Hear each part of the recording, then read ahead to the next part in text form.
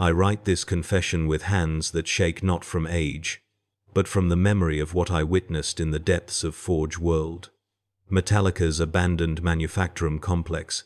My name is Tech Marines Sergeant Hadrius Vex, though I doubt that name holds any meaning now in the records of the Adeptus Mechanicus. They have surely expunged it, along with all evidence of what transpired in those cursed halls 3 Terran months ago. Yet the memory burns in my mind like acid through ceramite, and I must set down these words before madness claims what remains of my sanity. The assignment seemed routine when Magos Biologist Krentak delivered the orders through the crackling Vox transmitter in my cell aboard the strike cruiser Ferrum Mortis. A simple retrieval mission, he had called it, his mechanical voice devoid of the emotion that might have warned me of the horror to come. An ancient Dreadnought sarcophagus had been detected in the lower levels of Manufactorum Gamma 77, a facility that had been sealed for over 2 centuries, following what the records described only as catastrophic containment failure. The Magos required the sarcophagus for his research into enhanced life support systems, and I was to lead a small team of servitors to extract it.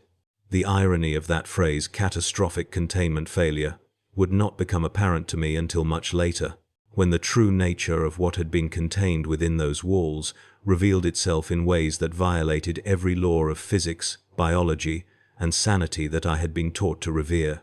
I should have recognized the warning signs from the moment we made planted fall. The shuttle bay of Metallica's primary orbital dock was nearly empty, populated only by a handful of tech adepts who moved with the stuttering, uncertain gait of men who had not slept in weeks. Their augmetic eyes glowed with an unhealthy amber light, and when they spoke, their words came in fragments, as though their cognitive processors were struggling with some incomprehensible data burden. The dockmaster, a hunched figure whose lower body had been replaced entirely with a tank-like chassis of corroded metal, approached our shuttle with obvious reluctance. "Greetings, honored Tech Marine," he wheezed through vocal synthesizers that sparked and crackled with each word. "I trust your journey from the Ferrum Mortis was without incident?" "The Emperor protects," I replied, giving the standard response while studying his face for signs of the malaise that seemed to have infected the facility's personnel. Half of his skull had been replaced with a bronze cranial plate that bore the sacred cogwheel symbol of the Mechanicus, but even through his remaining organic eye, I could see something that made my enhanced physiology trigger involuntary combat reflexes. Fear. Deep, primal fear that no amount of mechanical augmentation could disguise. Indeed, the dockmaster continued, his mechanical limbs clicking nervously against the deck plating. "Your destination has been prepared according to the Magos's specifications. Transport servitors await your command in Bay 7. I must advise, however, that the lower levels of Gamma 77 have been experiencing some atmospheric irregularities. Nothing that should trouble one of your augmented physiology, of course, but the servitors may require frequent recalibration of their systems." I nodded, though something in his tone suggested that atmospheric irregularities was a gross understatement of whatever conditions awaited us in the abandoned manufactorum. How long since the facility was last accessed? The dockmaster's remaining eye twitched, and several lights on his cranial augmetics began blinking in rapid sequence. According to the records, the last authorized entry was 193 Terran years ago, a routine maintenance inspection that... He paused, his optical systems cycling through what appeared to be a complex calculation. The inspection team reported no anomalies and sealed the facility according to standard protocols. "And the inspection team? Reassigned to other duties," he replied quickly. "Too quickly. The Magos has all relevant documentation awaiting your review in the transport bay." The journey across Metallica's scarred surface took 3 hours through a landscape that seemed designed to crush the human spirit. The planet's atmosphere had been poisoned centuries ago by the constant output of its massive forge complexes, leaving a sky the color of old blood and air that tasted of metal and decay even through my rebreather system. Mountains of industrial waste rose like cancerous growths from the barren earth, and in the distance, The great manufactorums belched columns of toxic smoke that twisted into unnatural patterns against the crimson heavens. Our transport, a tracked cargo hauler, whose machine spirit seemed perpetually on the verge of mechanical breakdown, crawled through valleys filled with the rusted remains of failed mining operations. Occasionally we passed work gangs of servitors moving with the slow, purposeful steps of the lobotomized, their crude augmetics sparking in the sulphurous air as they went about tasks whose purpose had been forgotten by all but the most ancient databanks. My escort consisted of 3 combat servitors designated Beta 7, Beta 9, and Beta 12. Each stood nearly 3 meters tall, their humanoid torsos mounted on tracked chassis and armed with heavy bolters whose ammunition feeds snaked into armored hoppers welded to their spines. Their faces had been replaced entirely with optical targeting systems and vox grills, giving them the appearance of mechanical gargoyles brought to blasphemous life. Under normal circumstances, I would have found their presence reassuring. These were not normal circumstances. The first indication that something was fundamentally wrong came when we reached the perimeter of Manufactorum Gamma 77. The facility sprawled across several square kilometers of blasted earth, its towering spires and conveyor networks rising like the skeleton of some prehistoric beast. But it was the silence that struck me first. Every other forge complex we had passed hummed with the constant vibration of massive machinery, the rhythmic pounding of trip hammers, and the screech of metal being shaped into instruments of the Emperor's will. Gamma 77 sat in absolute quiet, as though the machine spirits within had simply ceased to exist. The perimeter fence had been breached in dozens of places, though not by any recognizable form of damage. The gaps in the metal barriers were perfectly circular, their edges smooth as though the material had simply ceased to exist, rather than being cut or melted. Inside these holes, the air seemed to shimmer with an oily quality that made my augmented vision systems struggle to maintain focus. Atmospheric composition within acceptable parameters, Beta 7, announced in its flat, mechanical tone as we approached the main entrance. Temperature, 37 degrees Celsius. Humidity, 15%. No toxic concentrations detected. I nodded, though something about those readings troubled me. The temperature was too perfect, too precisely calibrated to human comfort levels for a facility that had been sealed for 2 centuries, and there were other anomalies that my enhanced senses detected, but could not properly categorize a subtle wrongness in the way sound carried through the air, a faint but persistent vibration in the ground that followed no mechanical rhythm. The main entrance to the facility yawned before us like the mouth of some vast predator, its blast doors standing open despite security protocols that should have sealed them automatically upon abandonment. The emergency lighting system was still functional, casting everything in the pale red glow that seemed to make the shadows dance with malevolent life.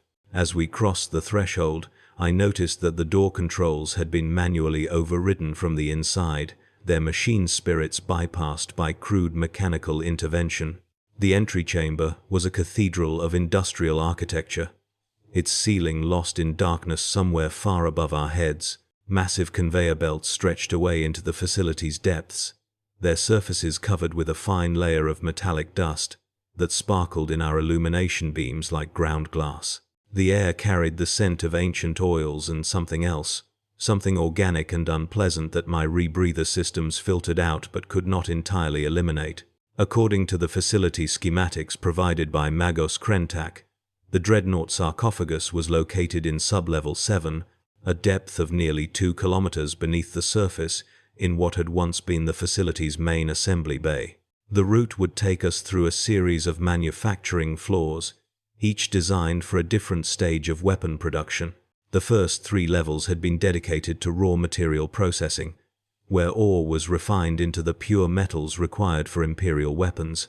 Levels 4 and 5 housed the primary assembly lines where these materials were shaped into bolter rounds, lasgun power cells, and vehicle armor plating. Level 6 contained the quality control and testing facilities, while Level 7 served as the final storage and shipping area before products were transported to Imperial forces throughout the sector. The journey to the main elevator took us through chambers that told a story of sudden abandonment. Workstations stood precisely as they had been left, with partially completed weapons still mounted in their assembly fixtures and data slates displaying readouts from manufacturing processes that had ended in mid-cycle. In one room, I discovered a half-finished bolter whose barrel had been machined to perfect specifications, its trigger mechanism assembled with the precision that marked the work of skilled artificers. Yet, there were subtle wrongnesses, even in these mundane objects, microscopic variations in the metal grain that my enhanced vision detected, tiny imperfections that suggested the manufacturing processes had been subtly altered in ways that violated standard template constructs. Beta 9's optical system swept continuously across our surroundings, its targeting algorithms seeking threats that never materialized. No hostile contacts detected, it reported at regular intervals, though I noticed that its voice carried an undertone of electronic uncertainty that suggested its machine spirit was struggling with conflicting sensory data. The elevator to the lower levels was a massive freight platform designed to transport heavy machinery and large quantities of finished goods. Its control mechanisms had been updated with more recent augmetic interfaces, though the underlying mechanical systems dated back to the facility's original construction. As we descended past level 3, the temperature began to rise, despite the atmospheric readings Beta 7 continued to report.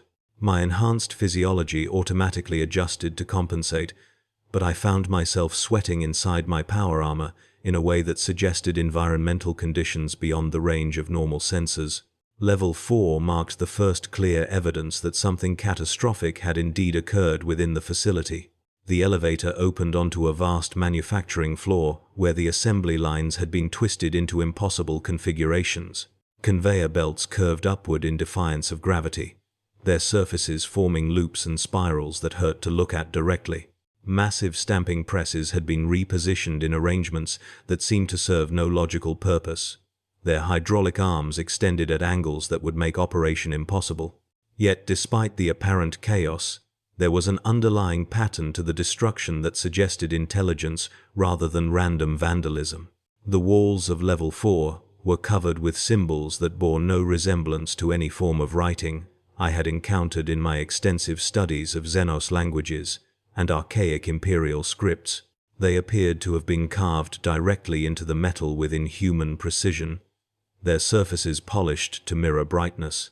When I directed my illumination beam toward them, the light was reflected and refracted in ways that created optical illusions, patterns that seemed to move and shift when viewed peripherally, geometric forms that appeared solid from one angle but revealed themselves as impossible optical paradoxes when examined directly. Cogitator analysis indicates unknown symbolic structure, Beta 12 announced as it scanned the wall markings with its built-in Auspex systems.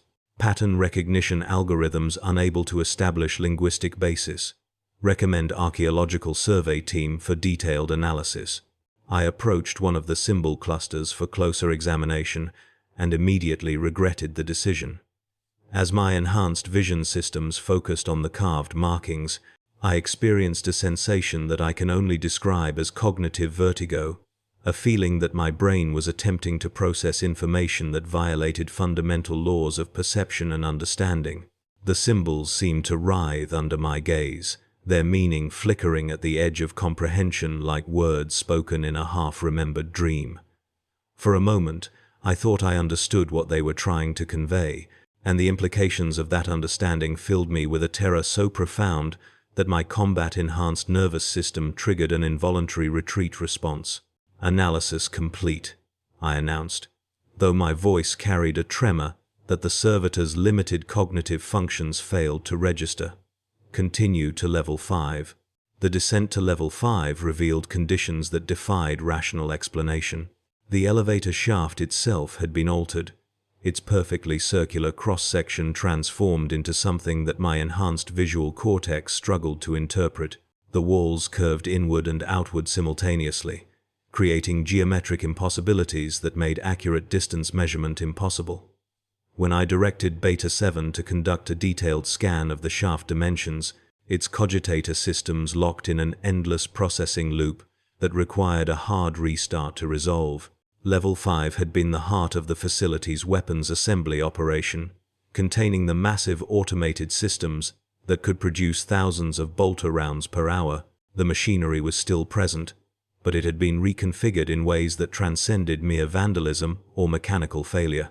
The assembly lines now formed complex three-dimensional patterns that seemed to pulse with their own internal rhythm, their conveyor surfaces moving in directions that should have been physically impossible. As we watched, components that had been manufactured 2 centuries ago continued to flow through the system, undergoing transformations that violated every principle of matter conservation I had been taught. The air on level 5 carried a taste of ozone and something else, a metallic flavor that reminded me unpleasantly of blood. My rebreather systems registered no dangerous atmospheric components, yet breathing felt increasingly labored despite my enhanced physiology's ability to extract oxygen from even severely compromised air. The servitors showed no signs of distress, their mechanical respiratory systems untroubled by whatever was affecting my organic components. It was on level 5 that I first heard the whispers. They began as a barely perceptible sound at the very edge of my enhanced hearing, voices speaking words in languages that predated human civilization. At first, I attributed the phenomenon to acoustic echoes from the modified machinery, the complex surfaces creating audio illusions from the mechanical sounds of our passage. But as we moved deeper into the level, the whispers became more distinct, more obviously artificial in origin. They seemed to emanate from the walls themselves, as though the metal had somehow developed the ability to speak. Beta 9's audio sensors detected the phenomenon as well, though its analysis proved more disturbing than reassuring. Vocal pattern analysis indicates multiple speakers, it reported. Estimated count: 147 distinct voice patterns. Language classification: unknown. Recommend Vox contact with command authority. I attempted to establish communication with Magos Krentak, but the facility's structure seemed to interfere with Vox transmission in ways that defied technical explanation. My suit's communication systems registered full signal strength, yet every attempt to transmit resulted in audio feedback that resolved into fragments of the same whispered voices we were hearing in the walls. After several attempts, I abandoned the effort, though not before noticing that the feedback seemed to contain my own voice, speaking words I had never uttered. The elevator to level 6 descended through a section of the shaft that had been completely reconstructed since the facility's abandonment. The walls were covered with a substance that resembled metal but felt organic to the touch, yielding slightly under pressure like living tissue. The material was warm, maintaining a temperature precisely matching that of human body heat.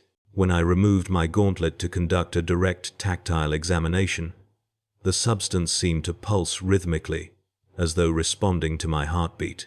Level 6 had housed the facility's quality control and testing operations, containing firing ranges where weapons were tested for accuracy and reliability. The testing chambers remained largely intact, though they had been repurposed for experiments that bore no relationship to weapons manufacturing. The firing lanes now contained equipment of unknown design, devices whose purpose I could only guess at based on their general configuration. They appeared to be sensory apparatus of some kind, arrays of lenses and recording devices aimed not at targets but at the testing booths themselves, as though they had been designed to observe rather than evaluate. In the central control room, I discovered the first concrete evidence of what had occurred during the facility's final days of operation. The control consoles had been modified with additional interfaces that bore the characteristic organic curves I had seen throughout the facility. But more disturbing were the chair-like structures that had been installed facing the control systems. They were clearly designed for human occupants, with restraint systems that suggested involuntary participation in whatever experiments had been conducted. The chairs were stained with substances that my armor's chemical sensors identified as human biological material, though the concentrations were far higher than could be accounted for by normal occupancy. The restraint systems showed signs of violent struggle, their metal components bent and twisted by forces that exceeded normal human strength. Yet there were no signs of the bodies themselves, no indication of what had become of the facility's personnel after their apparent ordeal in these devices. Beta 12's Auspex systems detected trace amounts of exotic energy signatures throughout the control room, radiation patterns that matched no known Imperial technology. The readings suggested that whatever equipment had been installed in the modified consoles operated on principles that violated established physics, drawing power from sources that should not have been able to sustain mechanical operation for decades, much less centuries. Radiation levels within safe parameters, Beta 12 announced, though its vocal systems carried an undertone of electronic uncertainty. Energy signatures indicate active power source of unknown classification. Recommend extreme caution in handling unfamiliar equipment. I approached one of the modified consoles for closer examination, noting that its display screens showed readouts in the same impossible script that covered the facility's walls. The symbols crawled across the screens in patterns that suggested real-time data transmission, as though the equipment was still actively monitoring some ongoing process. When I placed my hand near one of the interface panels, the screen content shifted, the alien symbols rearranging themselves into configurations that seemed almost familiar, almost comprehensible. For a moment, I thought I understood what the readouts were displaying. The data appeared to be biological in nature, vital signs, neural activity patterns, metabolic rates, but the readings were impossible, suggesting life forms with cellular structures that violated basic principles of organic chemistry. The vital signs indicated consciousness levels that fluctuated in patterns resembling complex mathematical equations, while the neural activity data showed brain function that extended far beyond the normal range of human cognitive capacity. The realization that struck me then filled me with a horror that my enhanced nervous system was not equipped to process. The facility had not been abandoned due to mechanical failure or Xenos attack. It had been converted into something else entirely, something that used human subjects as components in experiments, whose purpose transcended normal understanding. And those experiments were still ongoing, their subjects maintained in states that could neither be called life nor death. The descent to level 7 took us through the final section of the modified elevator shaft, where the walls had been completely replaced with the organic metal I had encountered above. But here, the substance was more active, pulsing visibly with rhythms that matched human cardiac cycles. The elevator platform itself had been altered, its metal flooring replaced with a surface that felt disturbingly similar to human skin. As we descended the final 100 meters, I could feel the platform responding to our weight distribution, adjusting its configuration to accommodate our presence in ways that suggested active intelligence.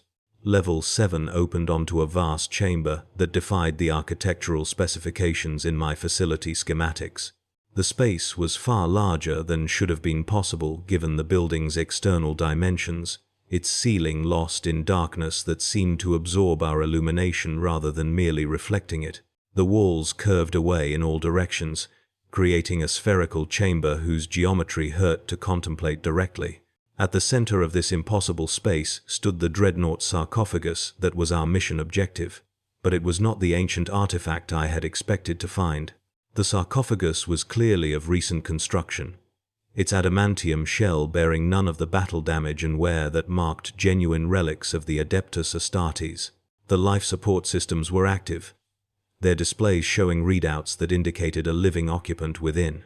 But more disturbing were the modifications that had been made to the standard design, alterations that transformed the sacred vessel into something that bore only superficial resemblance to the revered war machines of the Space Marines. The sarcophagus had been connected to a complex network of cables and conduits that snaked across the chamber floor like mechanical arteries. These connections fed into banks of equipment whose purpose I could only guess at, though their general configuration suggested they were designed to monitor and manipulate the occupant's consciousness in ways that violated every principle of the sacred technology. The life support readouts showed brain activity patterns that fluctuated in impossible ways, suggesting levels of awareness that no human mind should have been able to sustain. But it was the voice that emerged from the sarcophagus's vocal systems that filled me with the deepest terror I had ever experienced. Hadrius Vex, it said, the words emerging from the speaker grills with perfect clarity despite the electronic distortion typical of Dreadnought voice systems. I have been waiting for you. My enhanced reflexes triggered immediately, bringing my bolt pistol to bear on the sarcophagus, while my targeting systems struggled to acquire a lock on something that should not have been able to threaten me. The servitors responded to my actions, their heavy bolters swiveling toward the Dreadnought in perfect synchronization. But before any of us could fire, the voice continued speaking, and its words froze us in place more effectively than any paralytic toxin. You recognize my voice, don't you? How could you not? It is your voice. After all, your voice as it will sound when you take your place in this sacred vessel, when you become the final component in an experiment that has lasted for 2 centuries. The horror of that statement was not merely in its content, but in the absolute certainty with which I recognized the truth of its words. The voice emerging from the sarcophagus was indeed my own, though aged and distorted by decades of existence in mechanical integration. It carried the same inflections, the same patterns of speech that I had developed over my years of service to the Mechanicus. But there was something else in the voice, something that suggested experiences and knowledge that no sane mind should possess. You're wondering how this is possible, my other self continued. How you can be hearing your own voice from a dreadnought that was constructed before your birth. The answer is simple, though your unenhanced cognitive functions may struggle to comprehend it. Time is not the linear progression that your organic brain insists upon. It is a dimension like any other, subject to manipulation by those who possess sufficient understanding of its nature. The chamber around us began to change as the voice spoke, its walls shifting in ways that defied 3-dimensional geometry. The organic metal that covered the surfaces rippled like water, forming patterns that seemed to exist in more than the normal number of spatial dimensions. The equipment connected to the sarcophagus hummed with increasing activity, its displays showing readouts that tracked changes in local space-time that should have been impossible to measure, much less manipulate. The personnel of this facility discovered something in the deep excavations, the voice continued. Something that had been buried in Metallica's core since before the planet was settled by human colonists. An artifact of impossible age and origin, a device that could reach across the barriers between dimensions and bring back knowledge from futures that had not yet occurred. As he spoke, I began to understand the true horror of what had transpired in Manufactorum Gamma 77. The facility had not been abandoned due to containment failure. It had been converted into a research station dedicated to the study of technologies that violated fundamental principles of causality. The personnel had used the alien artifact to peer into possible futures, seeking knowledge that would advance the Imperium's technological capabilities. But they had seen something in those visions that changed them, something that convinced them to abandon their humanity in pursuit of temporal manipulation. The artifact showed them many possible futures, the other Hadrius continued. But in all of them, the Imperium fell to enemies that could not be defeated by conventional weapons. The only path to survival required the development of technologies that transcended normal understanding of physics. And those technologies required test subjects who could survive the transition from organic to mechanical consciousness without losing their essential humanity. The servitors around me had begun to malfunction, their targeting systems cycling through impossible calculations as they struggled to process sensory data that violated their basic programming. Beta 7's optical systems flickered rapidly as it attempted to focus on objects that existed in multiple dimensions simultaneously. Beta 9's audio processors emitted bursts of static that resolved into fragments of conversation in languages that predated human civilization. Beta 12's cogitator systems locked in processing loops that required constant restart cycles to maintain basic functionality. Each volunteer provided data that brought us closer to understanding how consciousness could be preserved across the transition to mechanical existence. The voice from the sarcophagus explained. Some maintained their personalities but lost their memories. Others retained perfect recall but experienced fundamental changes in their cognitive processes. A few achieved stable integration, becoming something that was neither fully human nor purely mechanical, but possessed capabilities that exceeded both states. The horror of the situation was becoming clear to me in ways that my enhanced intellect could barely process. The facility had been conducting illegal experiments in consciousness transfer, using the alien artifact's temporal manipulation capabilities to gather data from multiple possible futures. The Dreadnought sarcophagus was not an ancient relic, but a prototype for technology that would not be developed for decades or centuries. And I was not here on a routine retrieval mission, but as the final test subject in an experiment that had been planned before my birth. The artifact allows limited manipulation of causal relationships, the other Hadrius continued, his mechanical voice carrying undertones of satisfaction that chilled me more than any threat could have. We were able to arrange the circumstances that would bring you here to ensure that you would be born with the specific genetic and psychological characteristics required for successful integration. Your entire life has been a carefully orchestrated preparation for this moment. I tried to respond, to voice the outrage and horror that filled my consciousness, but found that my vocal systems had been somehow disabled. The organic metal covering the chamber walls had extended tendrils that connected to my power armor without my awareness, penetrating the sacred mechanisms with impossible precision.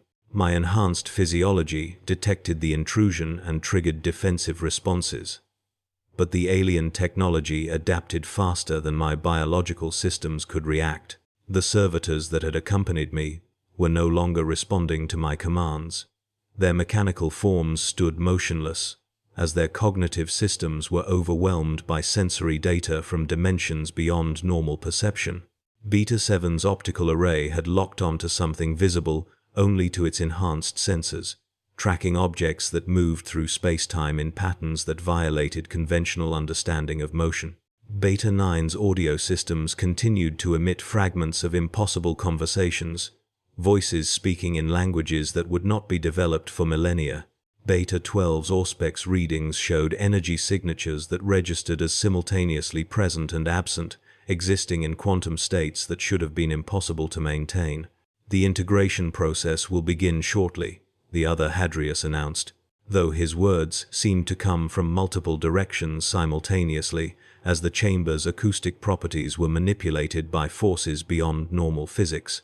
Your consciousness will be preserved and enhanced, granted access to knowledge from futures that span millennia. You will become something that transcends the limitations of both organic and mechanical existence, a bridge between human understanding and technological possibility.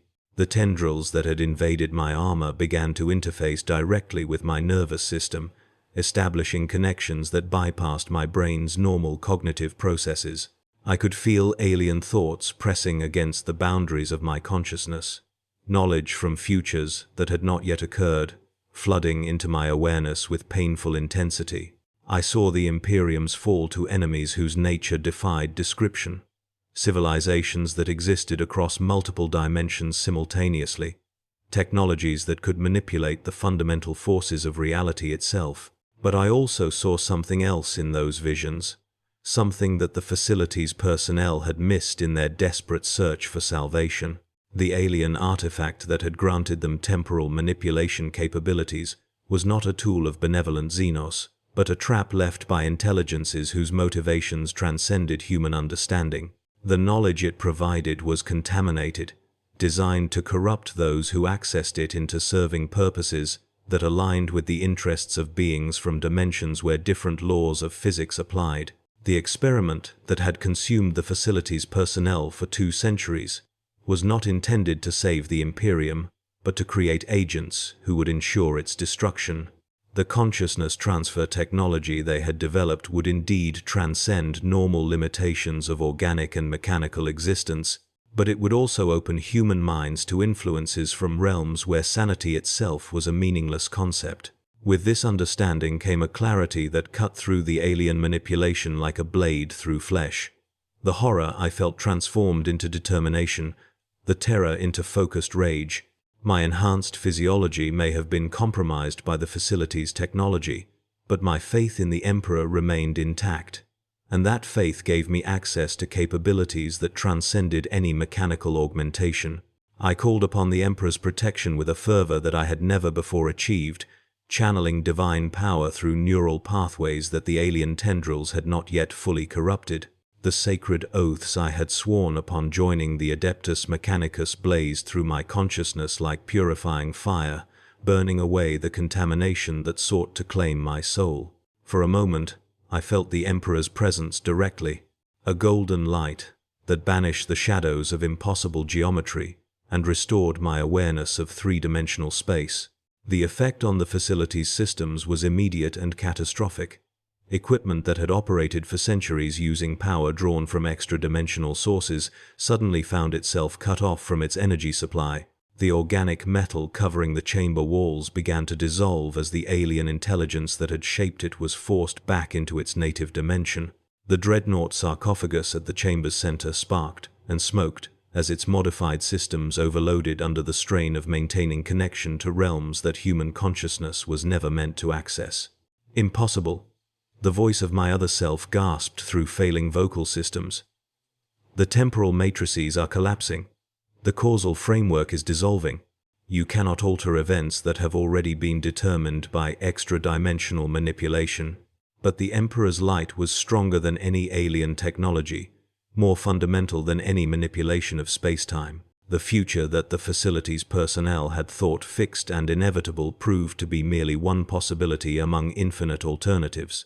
My presence here was not the result of careful orchestration across decades, but the natural consequence of faith in countering corruption and choosing to resist rather than surrender. The chamber began to collapse as its impossible geometry could no longer be sustained without extra-dimensional support. Walls that had curved through more than 3 dimensions reverted to normal architectural configurations, their organic metal surfaces cracking and flaking away to reveal the standard adamantium construction underneath.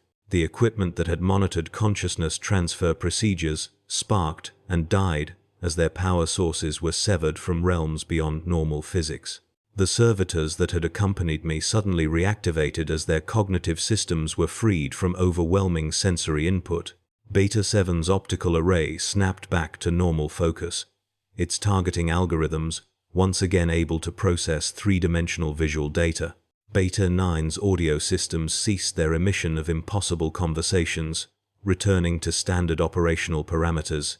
Beta 12's Auspex readings stabilized, showing energy signatures that matched conventional Imperial technology.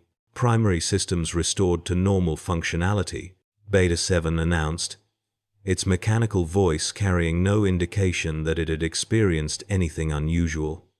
Mission parameters unchanged. Awaiting further instructions. I looked toward the Dreadnought sarcophagus, expecting to find the ancient relic that our mission briefing had described. Instead, I discovered a standard life support casket of the type used to maintain severely wounded space marines during extended medical treatment. Its occupant was still alive, though the readouts showed vital signs that indicated decades of artificial preservation. The voice systems that had claimed to be my future self had fallen silent, their speakers destroyed by feedback from the collapsing temporal manipulation systems. The person within the casket was indeed a space marine, though one who had clearly undergone extensive experimental procedures. His body bore modifications that suggested attempts at consciousness transfer that had been only partially successful. Neural interface ports had been surgically installed throughout his skull and spine, creating connection points for equipment that no longer existed. His vital signs showed brain activity patterns that indicated awareness despite the impossibility of conventional consciousness in his current state. When I accessed the casket's data systems, I discovered records that told a story of gradual corruption and ultimate resistance. The space marine within had been one of the facility's original security personnel, charged with protecting the research station from external threats. But when the personnel began their experiments with extra-dimensional technology, he had been selected as a test subject for consciousness transfer procedures. The process had been only partially completed when he managed to resist the alien influence, using his faith in the Emperor to sever the connections that would have transformed him into an agent of extra-dimensional powers. His resistance had triggered the facility's containment protocols, sealing the complex and preventing the spread of contamination to other Imperial installations. But the incomplete consciousness transfer had left him trapped in a state that was neither life nor death. aware of his surroundings but unable to communicate or take action.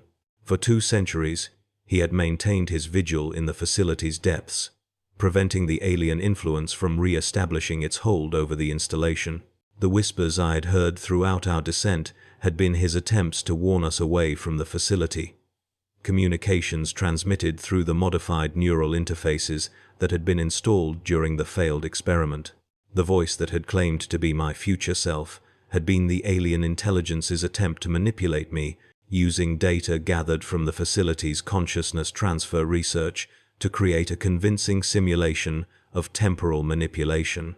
I knelt beside the life support casket and offered the prayers for the dying that every space marine learns during his initiation into the Adeptus Astartes. The warrior within had served the Emperor faithfully for longer than any man should have to endure, maintaining his resistance against corruption even when abandoned by those he had sworn to protect. His sacrifice had prevented the spread of extra-dimensional contamination throughout the Imperium, a deed worthy of the greatest honors that could be bestowed upon a servant of the throne.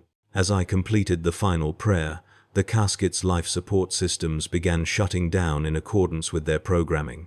The vital signs readouts showed peaceful cessation of brain activity as the warrior's consciousness was finally released from its artificial preservation.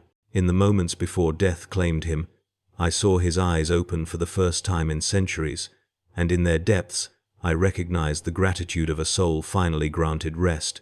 The collapse of the facility's modified systems had rendered the lower levels increasingly unstable. Structural supports that had been maintained by extra-dimensional energy sources began failing as their power supply was permanently severed. The organic metal that had covered walls and equipment continued dissolving, leaving behind conventional materials that could no longer bear the impossible architectural configurations. I ordered the servitors to begin immediate evacuation procedures, though I knew that the Dreadnought sarcophagus we had been sent to retrieve no longer existed in any meaningful form. The casket and its deceased occupant would remain in the facility as a monument to faithful service and ultimate sacrifice. The alien artifact that had corrupted the research station had been banished to its native dimension, its influence over local space-time permanently severed. The journey back to the surface took place through a facility that was rapidly reverting to conventional architecture. Walls that had curved through impossible geometries straightened into normal corridors. Equipment that had operated on principles beyond human understanding crumbled into component materials that followed recognizable laws of physics. The whispers that had accompanied our descent were replaced by the ordinary sounds of structural collapse as the building's framework adjusted to configurations that could be sustained without extra-dimensional support. When we finally reached the surface, I discovered that our transport had been waiting for exactly the duration of our descent, despite my subjective experience of spending several hours in the facility's depths. The driver-servitor showed no awareness that anything unusual had occurred, responding to my presence with the standard recognition protocols appropriate to my rank and mission status. The return journey to Metallica's orbital dock took place through landscapes that seemed somehow cleaner than I remembered, as though the planet's polluted atmosphere had been purged of contaminants that existed beyond normal chemistry. The dockmaster who had greeted our arrival was nowhere to be found, replaced by personnel whose augmetic modifications followed standard Mechanicus templates rather than the organic curves I had observed in the facility. When I reported the mission's completion to Magos Biologist Krentak, I found that he had no memory of issuing orders for the retrieval of a Dreadnought sarcophagus from Manufactorum Gamma 77. His records showed no indication that such a mission had ever been authorized, and the facility itself was listed in his databanks as having been destroyed by orbital bombardment over 2 centuries ago, following a catastrophic reactor explosion. The implications of this revelation were clear, though I lacked the technical knowledge to fully understand the mechanisms involved. The alien artifact's manipulation of temporal causality had created a localized paradox, generating a mission that existed outside normal causal relationships. My completion of that mission had resolved the paradox, erasing the events from the timeline while preserving my memory of their occurrence as a reminder of dangers that transcended normal understanding. I have set down this confession as a warning to those who might encounter similar manifestations of extra-dimensional influence. The universe contains intelligences whose nature and motivations cannot be comprehended by human consciousness, beings whose very existence threatens the fundamental structures of reality. Their artifacts and technologies offer knowledge that appears beneficial but carries contamination that corrupts everything it touches. The faithful service of unnamed warriors throughout the Imperium provides our only defense against such threats, not through superior weapons or advanced technology, but through unwavering commitment to the Emperor's divine protection. Faith, properly applied, can sever connections that transcend normal physics, resist influences that operate beyond conventional dimensions, and preserve human consciousness against corruption that exists at levels deeper than genetic or cybernetic modification. The Space Marine who died in the depths of Manufactorum Gamma 77 understood this truth and maintained his resistance for 2 centuries without hope of rescue or recognition. His example serves as a reminder that the greatest victories are often achieved by those whose sacrifices remain unknown to the Imperium they die to protect. I do not expect this confession to be believed by those who read it. The events I have described violate too many established principles of physics and theology to be accepted as literal truth, but I hope that it will serve as a cautionary tale about the dangers of seeking knowledge from sources that exist beyond human understanding. The Imperium's survival depends not on technological advancement, but on spiritual purity, not on manipulation of physical laws, but on faith in divine protection. The Emperor protects those who serve him faithfully, even in situations where conventional weapons and armor prove insufficient. But that protection requires absolute commitment to his divine will, unwavering resistance to corruption regardless of its apparent benefits, and the willingness to sacrifice everything in service of humanity's survival. In the depths of a forgotten facility on a polluted forge world, I learned that truth in ways that no amount of training could have provided. The memory of that lesson burns in my consciousness like a brand, a permanent reminder of mysteries that transcend human comprehension and the faith required to resist their influence. May the Emperor preserve us all from knowledge we are not meant to possess, and grant us the strength to resist temptations that promise power at the cost of our souls. The darkness between the stars contains horrors beyond imagination, but the light of the throne burns brighter than any alien sun. In his name, we endure. The days following my return from Manufactorum Gamma 77 passed in a haze of routine duties that felt increasingly meaningless against the backdrop of what I had witnessed. My official reports made no mention of the temporal anomalies or extra-dimensional influences, describing instead a routine salvage operation that had yielded no recoverable materials due to extensive structural damage from the facility's reactor explosion centuries ago. The lie sat heavy in my augmented memory banks, but I understood that some truths were too dangerous to commit to official records. Magos biologist Krentak accepted my report without question, his mechanical attention already focused on other research projects that demanded his expertise. The servitors that had accompanied me to the facility showed no signs of retaining memories from our descent into impossibility, their cognitive systems apparently having classified the entire experience as sensor malfunction to be automatically purged from their data cores. Only I carried the burden of remembering what had transpired in those cursed depths. But as the weeks passed, I began to notice subtle changes in myself that suggested my encounter with extra-dimensional forces had left deeper marks than I initially realized. My enhanced vision occasionally registered objects that existed at the periphery of normal perception, geometric forms that disappeared when I focused on them directly, but left lingering impressions of mathematical relationships that violated Euclidean principles. My auditory systems detected fragments of conversation in languages that my linguistic databases could not identify, voices speaking words that carried meanings just beyond the threshold of comprehension. More disturbing were the dreams that plagued my sleep cycles. The Adeptus Mechanicus teaches that the boundary between organic consciousness and mechanical cognition becomes increasingly blurred as augmentation progresses. But I had never before experienced the vivid, narrative-driven visions that now filled my periods of mental rest. In these dreams, I walked through versions of Manufactorum Gamma 77 that had been completed rather than abandoned, witnessing the culmination of experiments that the facility's personnel had never been allowed to finish. In one recurring vision, I observed the successful activation of the alien artifact, watching as it opened permanent gateways between dimensions that allowed the free flow of knowledge and technology between realms governed by different physical laws.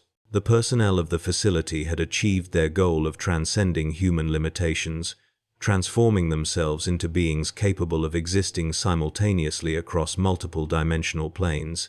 They had saved the Imperium from the threats they had foreseen, providing humanity with weapons and defenses that made victory against any enemy inevitable. But even in these dreams of triumph, I could perceive the underlying corruption that had infected the apparent victory. The personnel who had achieved transcendence were no longer recognizably human, their consciousness having been subsumed by intelligences from dimensions where concepts like individual identity and free will held no meaning. The technologies they had developed served purposes that aligned with extra-dimensional objectives rather than human survival, creating weapons that would ultimately be turned against the very civilization they were meant to protect. The dreams always ended with my other self, the voice from the Dreadnought sarcophagus, speaking words that carried absolute certainty despite their logical impossibility. "You have seen only one possible outcome," he would say, his mechanical voice echoing across impossible geometries. "The temporal matrices that were severed can be re-established. The causal frameworks that collapsed can be rebuilt. What was prevented can still occur."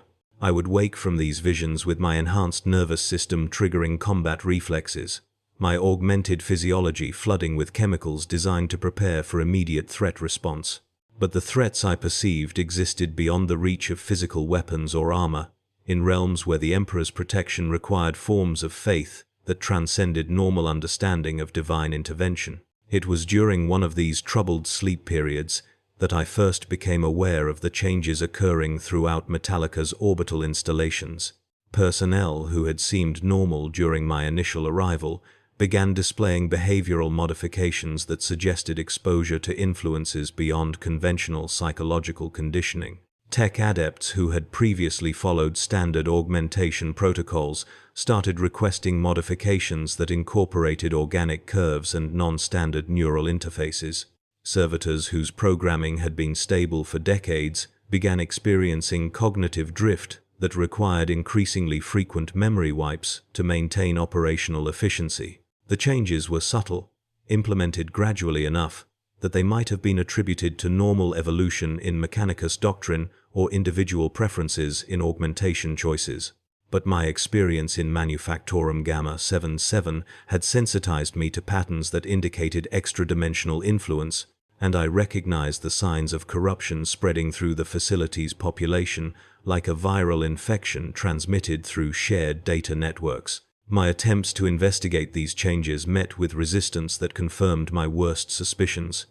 Access to personnel records was restricted through security protocols that had not existed during my initial arrival. Requests for information about recent augmentation procedures were deflected with explanations that cited privacy concerns and operational security requirements.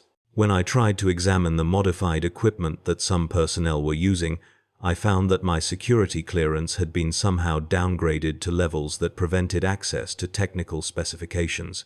The realization that the facility's command structure had been compromised forced me to confront the possibility that my encounter with the alien artifact had not ended with the collapse of the temporal manipulation systems. The influence I had thought permanently severed was reasserting itself through vectors I had not anticipated, using the knowledge gained from the failed consciousness transfer experiments to corrupt Imperial personnel in ways that bypassed their augmented cognitive defenses. The evidence suggested that the alien intelligence had learned from its previous failure, adapting its approach to avoid triggering the kind of direct resistance that had destroyed its influence over Manufactorum Gamma 77. Instead of attempting to manipulate entire facilities at once, It was targeting individuals whose positions gave them access to critical systems and personnel. The corruption was spreading through the Mechanicus hierarchy like a carefully orchestrated infiltration, converting key figures while leaving the majority of the population unaware that anything unusual was occurring. My isolation from official channels forced me to rely on informal networks to gather information about the extent of the contamination. Conversations with lower-ranking tech adepts revealed that unusual orders had been issued regarding research priorities, with several projects being redirected toward areas that bore suspicious similarity to the consciousness transfer experiments I had witnessed in the abandoned facility. Servitor maintenance logs showed patterns of cognitive modification that suggested attempts to enhance their processing capabilities beyond standard parameters, modifications that invariably resulted in system instabilities requiring specialized repairs. The pattern that emerged from these investigations painted a picture of systematic preparation for something that transcended normal Mechanicus research objectives. The modified personnel were creating infrastructure for experiments that would dwarf the scale of what had been attempted at Manufactorum Gamma 7, using resources and authority distributed across multiple installations to avoid triggering the containment protocols that had sealed the original facility. My enhanced analytical capabilities allowed me to extrapolate the probable timeline for whatever operation was being prepared.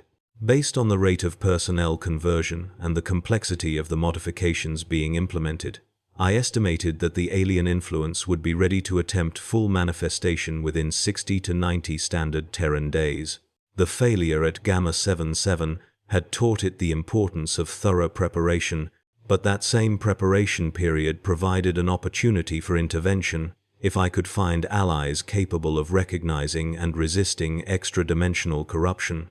The search for such allies led me to the facility's archives, where I hoped to find records of previous encounters with similar phenomena that might have created personnel with relevant experience. The archive systems had not yet been fully compromised by the spreading corruption, though access to certain classification levels required authorization that my downgraded clearance could not provide. Working within the limitations of my reduced access, I searched for incident reports, containment procedures, and personnel files that might indicate familiarity with extra-dimensional threats. The results of this research proved both encouraging and deeply disturbing. Metallica's history contained multiple incidents involving alien artifacts and unexplained phenomena that suggested regular contact with influences beyond normal Imperial experience. But the patterns in these reports indicated that such encounters invariably resulted in either complete containment through drastic measures or total facility loss, with no survivors to provide intelligence about the threats involved. In several cases, entire installations had been subjected to orbital bombardment or virus bombing to prevent the spread of contamination, with official records attributing the destruction to reactor accidents or Xenos attacks, rather than extra-dimensional influence. The personnel who authorized these extreme measures possessed clearance levels that exceeded anything in the current facility hierarchy, suggesting the existence of specialized organizations within the Mechanicus dedicated to combating threats that transcended conventional understanding. One file that I managed to access through a combination of technical expertise and careful manipulation of security protocols contained references to something called the Omega Protocol, a containment procedure that could be triggered by any Mechanicus personnel who encountered evidence of extra-dimensional contamination. The protocol's implementation would result in complete facility lockdown, followed by purification measures designed to sever all connections between local space-time and external dimensional planes. The activation requirements for the Omega Protocol were stringent, requiring biometric confirmation from personnel whose genetic and psychological profiles had been specifically selected for resistance to extra-dimensional influence. The selection criteria matched characteristics that I possessed as a result of my augmented physiology and faith-enhanced mental conditioning, suggesting that my assignment to Metallica had not been as random as I had initially believed. The implications of this discovery forced me to confront the possibility that my entire career trajectory had been orchestrated by forces within the Mechanicus who were aware of threats that remained hidden from standard Imperial doctrine. My genetic template, psychological conditioning, and augmentation procedures had apparently been designed to create an individual capable of recognizing and resisting specific forms of corruption, someone who could serve as a final safeguard against influences that could compromise entire Forge worlds. This realization transformed my understanding of the current situation from a localized containment problem into a test of systems designed to protect the Imperium from threats that operated beyond conventional military or political responses. The alien intelligence that had corrupted Gamma-77 was not simply attempting to spread its influence through Metallica's installations, it was probing the effectiveness of countermeasures that had been developed specifically to combat extra-dimensional infiltration. My resistance to the consciousness transfer attempt had apparently convinced the alien intelligence that direct confrontation would not succeed against properly prepared opponents. Its current strategy of gradual infiltration was designed to test whether the Mechanicus possessed monitoring systems capable of detecting corruption that spread through data networks rather than physical contact. The modifications being implemented in facility personnel were not random experiments, but carefully designed probes intended to identify weaknesses in Imperial defensive protocols. The knowledge that I was essentially a living weapon designed to combat extra-dimensional threats carried both terrible responsibility and unexpected hope. The Mechanicus had clearly encountered such influences before and had developed countermeasures sophisticated enough to create personnel specifically equipped to resist corruption that could compromise entire Forge worlds. But those same countermeasures had apparently never been fully tested against an intelligence that had learned to adapt its methods based on previous failures. My investigation of the Omega Protocol revealed that its activation would trigger a cascade of events that extended far beyond Metallica's orbital installations. The protocol was designed to alert specialized response teams throughout the sector, summoning forces equipped with weapons and defenses that transcended standard Imperial technology. The purification procedures that followed would not simply destroy the corrupted facility, but would actively repair the damage to local spacetime that allowed extra-dimensional influences to establish footholds in normal reality. But the protocol's activation required absolute certainty that extra-dimensional contamination was present, along with evidence that conventional containment measures would be insufficient to prevent its spread. The consequences of a false activation would be severe enough to justify extreme measures to prevent misuse, while failure to activate when genuinely needed could result in corruption spreading throughout entire sectors before specialized response teams could be deployed. The decision I faced transcended any choice I had been prepared to make when I first received orders to retrieve a Dreadnought sarcophagus from an abandoned facility. Activating the Omega Protocol would save the sector from extra-dimensional contamination, but would also destroy every person and installation on Metallica, including thousands of loyal Imperial servants whose only crime had been proximity to influences beyond their understanding. Failing to activate the protocol might allow the corruption to spread unchecked, eventually compromising entire star systems before containment could be achieved. As I weighed these alternatives, the dreams that plagued my sleep cycles began to change, showing me visions that felt less like random neural activity and more like purposeful communication from sources beyond normal perception. In these new dreams, I walked through versions of Metallica that had been transformed by successful extra-dimensional integration, observing a Forge world where the boundary between human consciousness and mechanical intelligence had been completely dissolved. The transformed personnel moved with fluid grace that suggested perfect integration between organic and artificial components, their augmented forms capable of interacting with reality at levels that transcended normal physical limitations. They created technologies that seemed to violate conservation of energy, manufacturing weapons, and equipment that drew power from sources that existed outside conventional spacetime. Their productivity exceeded anything in Imperial records, suggesting that extra-dimensional integration could provide the Mechanicus with capabilities that would revolutionize human civilization. But beneath the apparent perfection, I could perceive the true nature of what the transformed personnel had become.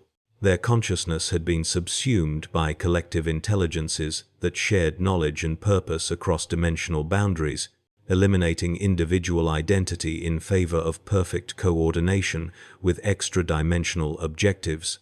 The technologies they created served purposes that aligned with alien goals rather than human survival, preparing the Imperium for conquest by forces that existed beyond the reach of conventional resistance. The dreams always ended with the same message delivered in my own voice through channels that bypassed normal auditory perception. The choice has already been made. The temporal matrices have been re-established. The causal frameworks have been rebuilt. What was prevented will occur. Each time I received this message, I responded with prayers and invocations that called upon the Emperor's protection against influences that sought to corrupt my faith. The divine light that had protected me in Manufactorum Gamma 77 remained accessible, but maintaining connection to it required constant vigilance against subtle forms of corruption that operated through doubt and despair rather than direct assault on consciousness.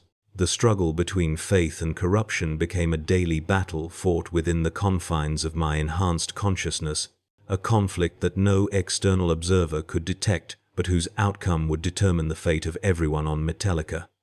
The alien intelligence had learned that direct confrontation with prepared opponents resulted in failure, but it had not yet discovered effective countermeasures against faith that drew strength from sources beyond its understanding. My resistance served as a focal point for energies that transcended normal physics, creating a kind of spiritual antibody against extra-dimensional influence that prevented the corruption from achieving complete penetration of the facility's systems. But maintaining this resistance required forms of devotion that pushed my psychological conditioning beyond its designed limits, demanding sacrifices that threatened my sanity even as they preserved my soul. The final phase of my struggle began when I discovered that the Omega Protocol could not be activated through standard security channels because the command structure needed for authorization had already been compromised. The alien intelligence had anticipated the possibility of such countermeasures and had prioritized the corruption of personnel whose positions gave them authority over containment procedures. The very safeguards designed to protect against extra-dimensional influence had been subverted to prevent their activation when they were needed most. This revelation forced me to confront the possibility that the specialized organizations within the Mechanicus that had created countermeasures against extra-dimensional threats had been infiltrated by the same influences they were designed to combat. The corruption might extend far beyond Metallica, compromising response capabilities throughout sectors that had been previously considered secure. My resistance might be the last functional element in a defensive system that had been systematically dismantled by enemies whose nature transcended human understanding. But even as despair threatened to overwhelm my enhanced consciousness, I remembered the lesson learned in the depths of Manufactorum Gamma 77. Faith properly applied could sever connections that transcended normal physics. The Emperor's protection operated through channels that existed beyond the reach of extra-dimensional manipulation, providing capabilities that no alien intelligence could predict or counter. The realization that salvation lay not in following established protocols, but in transcending them entirely, transformed my understanding of what was required. The Omega Protocol represented human attempts to combat extra-dimensional threats using enhanced versions of conventional methods. But true victory required abandoning reliance on technology and procedure in favor of absolute trust in divine intervention that operated beyond all forms of rational analysis. In the final hours before the alien intelligence achieved sufficient influence to begin full manifestation, I made the choice that my entire existence had been designed to facilitate. Rather than attempting to activate compromised containment protocols or flee to warn authorities who might already be corrupted, I placed myself at the center of Metallica's primary power distribution network and opened my consciousness completely to the Emperor's divine light. The result exceeded anything that had occurred in Manufactorum Gamma 77, creating a purification field that spread throughout the orbital installations with the speed of thought itself. Every trace of extra-dimensional contamination was instantly severed from its source, returning corrupted personnel to their normal states. while destroying equipment that had been modified to facilitate alien influence. The alien intelligence that had spent decades preparing for manifestation found itself completely cut off from local reality, its carefully constructed infiltration networks dissolved by energies that operated beyond its ability to comprehend or resist. The cost of this victory was the complete destruction of my enhanced consciousness, as the divine energies I had channeled burned away not only the alien contamination, but every augmented system in my body that had been designed to interface with forces beyond normal human capacity. I retained enough awareness to perceive the successful purification of the facility, but knew that my existence as an active agent in the Emperor's service was ending. Yet in that final moment of awareness, I understood that my sacrifice had accomplished something far greater than the salvation of a single Forge world. The purification field had created a beacon that would alert specialized response teams throughout the sector, providing them with precise information about extra-dimensional infiltration methods, while demonstrating that such threats could be defeated by properly applied faith. My death would serve as both warning and instruction for those who would face similar challenges in the future. The Emperor's light burns eternal, consuming all that would corrupt or destroy his servants.